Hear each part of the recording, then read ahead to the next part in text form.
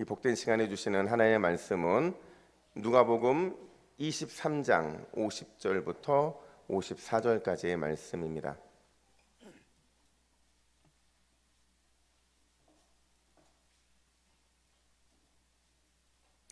누가복음 23장 50절부터 54절까지의 말씀, 참 용기 참 믿음이라는 제목으로 오늘 말씀을 받겠습니다.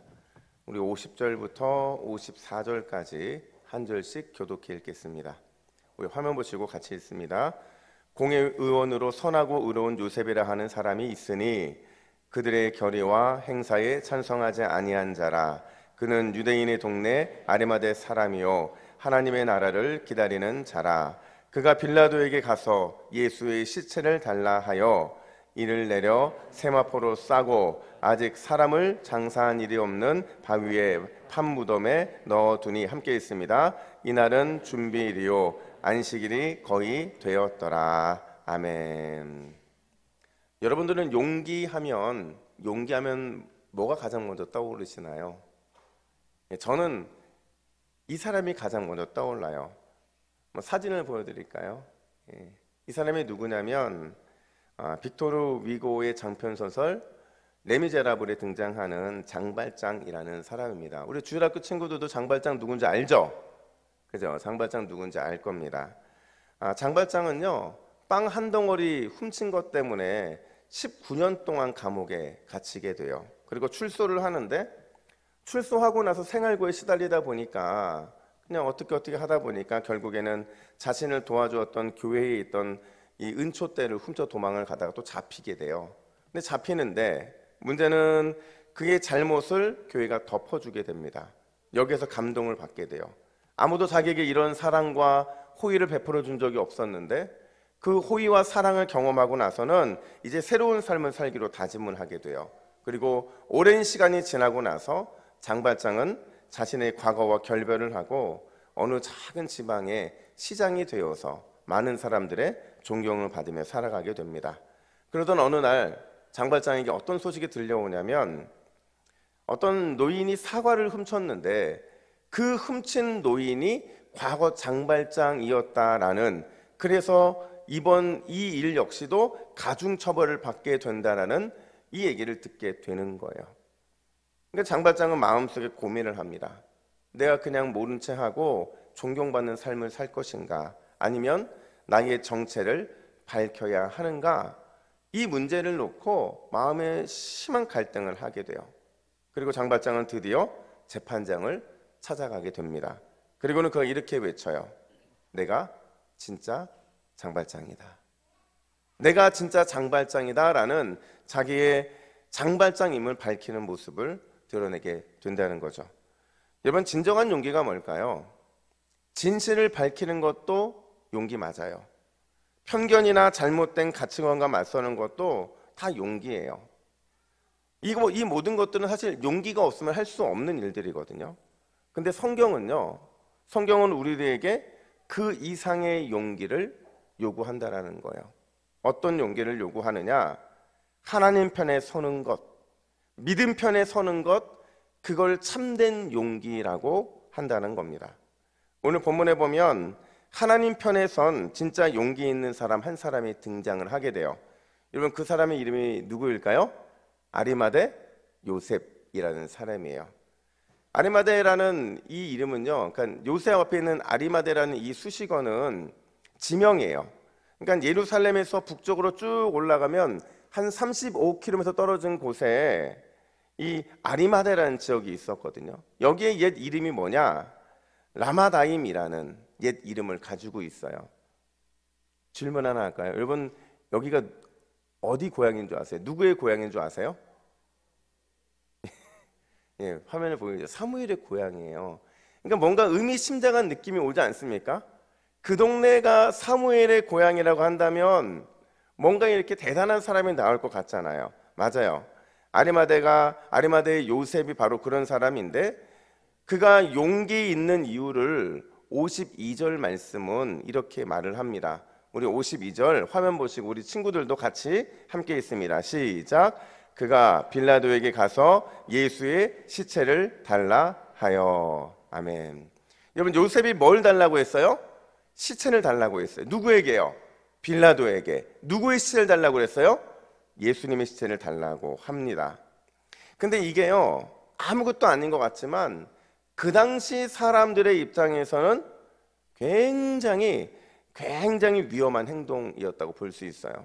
두 가지 면에서 그런데, 종교적으로 보면 정통 유대인들은 절대 하지 않는 일이에요. 왜요? 예수님이 십자가 지신 거는 저주받은 거잖아요.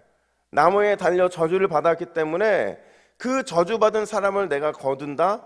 이건 있을 수 없는 일이에요. 심지어 예수님은 지금 죽었잖아요. 돌아가셨잖아요. 시체와 접촉하는 일은 유대인에게 있어서는 제사를 드릴 수 없는 그런 상황까지 다다를 수 있기 때문에 결국에는 이런 일을 하는 사람은 거의 없다는 거예요. 근데 더 문제는 뭐냐면 정치적인 부분이죠. 요한복음 9장 22절에 보면 누구든지 예수를 그리스도라고 인정하면 출교를 명한다라는 결의가 이미 되어 있는 상태였어요. 그러니까 지금 이 요셉이 요구하고 있는 이 요구는 진짜 너무 위험하고, 위험해도 진짜 너무 위험한 그런 일이라고 할 수가 있는 거죠. 도대체 아리마대 요셉이 어떻게 이런 용기를 가졌을까? 이 모든 위험을 알면서도 어떻게 예수님의 시체를 달라는 그런 용기 있는 행동을 할 수 있었을까 하는 겁니다. 두 가지인데요. 첫 번째는 그가 직접 예수님의 십자가를 목격했기 때문이라는 거예요. 우리 같이 한번 따라해 볼까요? 직접 예수님의 십자가를 보자. 그러니까 직접 예수님의 십자가를 목격했기 때문에 아리마대 요셉에게는 이런 용기를 가질 수 있는 힘이 생긴 거죠. 원래 요셉의 성향은요, 이런 성향이 아니었어요. 50절 말씀을 보시면, 우리 화면 보시고 같이 읽습니다. 시작. 공회의 의원으로 선하고 의로운 요셉이라 하는 사람이 있으니. 여러분, 여기서 선하고 의로운 요셉이라고 말하는 것은 요셉이요, 성품이 착하다는 거예요. 본래적으로. 그리고 올곧은 믿음을 소유하고 있는 사람이라는 거죠. 그냥 평범한 범생이었어요. 누가 보더라도 평범한 범생이었는데, 그랬던 그가 당당하게 용기를 낼 수 있었던 이유가 뭐냐? 요한복음 19장 38절 보면 이렇게 말합니다. 우리 이 말씀도 같이 읽습니다. 시작. 아리마대 사람 요셉은 예수의 제자이나 유대인이 두려워 그것을 숨기더니 이 일 후에 빌라도에게 예수의 시체를 가져가기를 구하매. 여러분, 평범했던 이 아리마대 요셉이 용기 있는 요셉으로 변화된 시점이 어디라고 말하고 있죠? 이 일 후에라고 말하고 있어요. 이 일이 언제예요, 여러분? 이 일은 바로 예수님께서 십자가를 지신 사건, 그 사건 이후에 그걸 보고 나서 그에게 참 믿음, 참 용기가 생겨났다, 이렇게 말을 하고 있는 겁니다. 제가 이번 특세를 보면서 강단에 올라오면 다 보이거든요. 사실은 누가 졸고 계시고 누가 말씀 잘 듣고 계시고 다 보이는데, 이번 특세에 제가 참 감사했던 건 뭐냐면 곳곳에, 아주 곳곳에 우리 교회 다음 세대들이 있었다는 얘기예요. 그러니까 영유아부터 시작을 해서, 그리고 우리 중고등부까지, 심지어 청년들까지 곳곳에서 이 자리를 차지하고 있는 걸 보면서 너무 감사한 거예요. 왜냐하면 우리 다음 세대들이 주님의 고난에 동참하고 있는 게 느껴졌기 때문에 그런 거죠. 여러분 생각해 보세요. 지금 잠자야 될 아이들이거든요.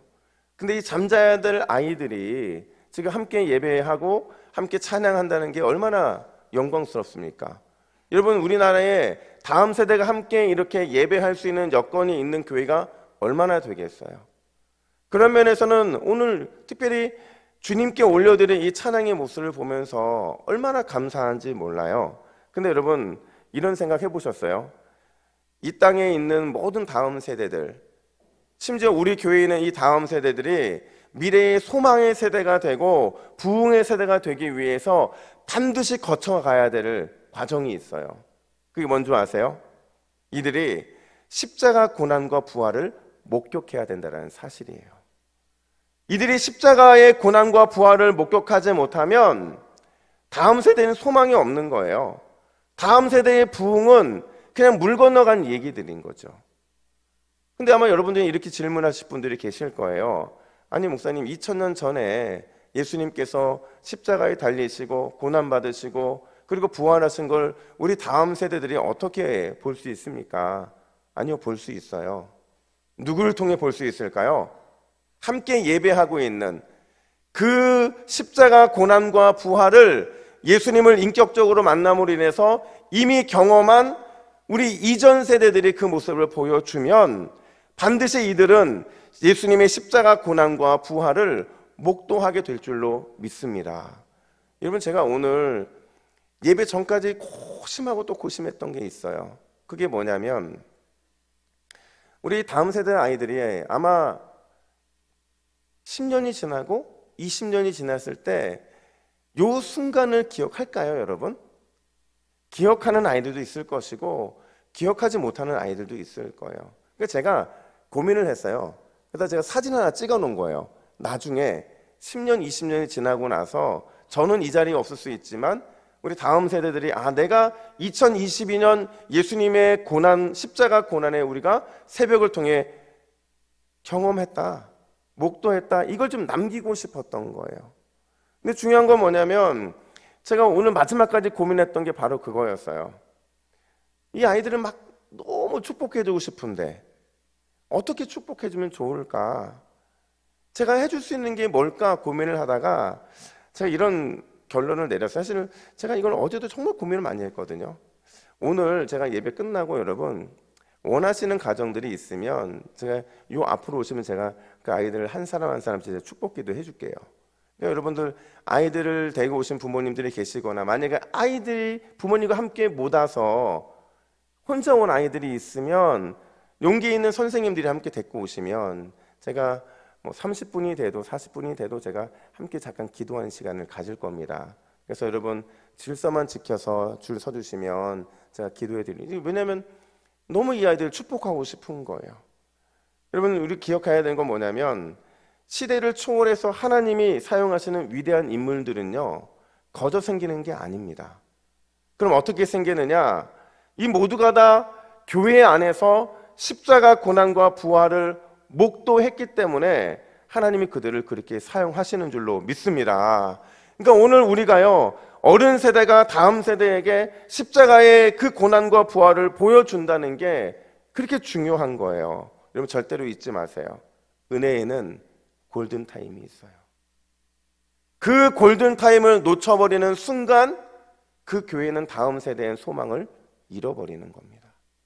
그 영적인 골든타임을 놓쳐버리는 순간 그 교회는 소망을 잃어버리는 거예요. 지금 어쩌면 우리나라가 그런 길로 가고 있어요. 이러할 때에 우리 동부교회는 어른 세대가 끝까지 예배하고 끝까지 고난에 동참하고 결국에는 부활의 영광을 기쁨을 누리게 되는 그 모습을 보여줌으로 인해서 소망 있는 다음 세대, 하나님이 들어 쓰시는 다음 세대가 되기를 예수님의 이름으로 축복합니다. 뿐만 아니라 두 번째로 하나님 나라의 그 임재, 하나님 나라의 임함을 갈망했기 때문에 결국에는 아리마대 요셉이 이런 용기를 가질 수 있었다라는 거예요. 우리 51절 하반절 말씀 우리 화면 보시고 같이 읽습니다. 시작. 그는 하나님의 나라를 기다리는 자라. 아멘. 여기서 기다린다는 게 뭐예요? 기다린다는 건요 계속해서 환영한다는 거예요. 계속해서 환영한다는 거죠. 뭘요? 하나님의 나라를 계속해서 환영한다는 거예요. 근데 이 말이 되게 어렵거든요. 쉽게 말하면 이런 겁니다. 하나님을, 예수님을 우리의 왕으로 인정하고 그분과 동행하는 것을 기뻐하는 것, 그걸 바로 하나님의 나라가 임하는 걸 기다린다, 이렇게 말할 수 있는 거예요. 여러분, 아리마대 요셉은요 예수님의 십자가를 봤어요. 십자가만 본 것이 아니라 그분의 부활도 그는 경험하게 됩니다. 그러면서 그의 마음에 아마 이런 다짐이 있었을 거예요. 야, 내가 너무 소극적으로 살았구나. 내가 너무 소극적으로 믿었구나. 열정적으로 온 힘을 다해서 예수님을 믿어야겠다. 그래서 다시는 내가 후회하면서 십자가에 달리신 주님을 내리는 이 일을 하지 말아야겠다라는 그런 다짐들을 했을 거라는 거죠. 그래서 그는 끊임없이 그 주님의 십자가 지심과 부활을 내 삶에서 끊임없이 재생산하기 위해 그는 하나님의 나라를 갈망했고 예수님과 동행하는 삶을 살고자 그렇게 몸부림치는 삶을 살았을 거라는 거죠. 제가 아리마대 요셉을 연구하면서요, 재미난 걸 본 적이 있어요. 그게 뭐냐면 성경에 나오지 않는 이야기인데 이런 걸 전승이라고 하거든요. 교회의 이야기에 나오는 전승인데 그 전승에 의하면 아리마대 요셉이요, 예수님의 부활하심을 경험하고 나서 신실하게 살다가 63년경에 영국에 있는 글라스톤베리라는 지역으로 이주를 하게 돼요. 거기에서 부활하신 예수님을 전하고 심지어 그곳에 영국 최초의 교회를 세우게 되는데 그가 마지막 죽기 전에 자신이 의지했던 지팡이를 땅에 딱 꽂아요. 근데 그리고 나서 그 나무가요, 갑자기 그 꽂혔던 나무에서 싹이 나기 시작했고 자라서 가시나무가 되었다고 해요. 근데 더 놀라운 건 이게 기적의 나무가 되는데 크리스마스 때만 되면 항상 그곳에 그 나무에 겨울꽃이 피었다, 이렇게 말을 합니다. 물론 그 나무가 지금 현존하고 있는지는 모르겠어요. 근데 이게 뭘 보여주기를 원하는 거냐면 왕이신 하나님, 왕이신 예수님을 나의 구주로 인정하고 그분의 나라가 이 땅에 임하는 것을 기대하면서 그분과 늘 동행하는 삶을 사는 사람들에게는 반드시 기적의 꽃과 같은 그 놀라운 역사를 경험하게 된다라는 사실입니다. 여러분, 우리가 고난이 끝이면 우리의 신앙은 다 멈추는 거예요. 근데 그 고난 끝에 주님은 반드시 부활의 소망을 주실 것이기 때문에 우리는 우리의 삶의 그 소망이 결국에는 붙들어야 될 마지막 그 소망이 되는 줄로 믿습니다. 여러분 기억하세요. 하나님께서 기적으로 늘 은혜로 붙들어 주신 사람들은 죽어도 그 사람의 하나님 나라에 대한 열정, 그 열정은 절대로 사그러들지 않는다라는 겁니다. 우리 동부교회 믿음의 가족들 모두가 다 십자가의 주님을 만나고 하나님의 나라를 갈망하는 귀한 은혜를 이번 특별 새벽기도를 통해서 그리고 부활의 열망을 소망하면서 경험하게 되기를 예수님의 이름으로 축복합니다. 우리 함께 이 시간 찬송하겠습니다.